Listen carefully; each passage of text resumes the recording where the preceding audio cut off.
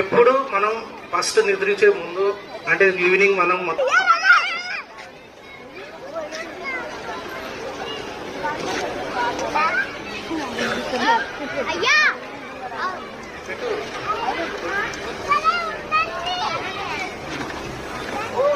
చూడండి ఇప్పుడు ఎంతసేపు అంటే గ్యాస్ ఎంతసేపు ఉంటుందో అంతసేపు మండుతూనే ఉంటుంది అది.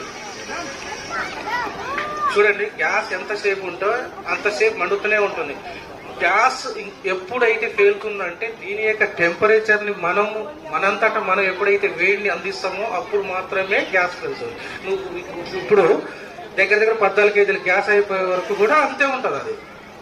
అప్పుడు ఇలా మంట ఉన్నప్పుడు మనం చేయాల్సిన పని ఏంటంటే దాన్ని తీసుకొచ్చి ఓపెన్ ప్లేస్ లో పెట్టుకోవడం చూసుకోవాలి. అది దాంట్లో గ్యాస్ ఉన్నంత సేపు బయట మంట చూడండి.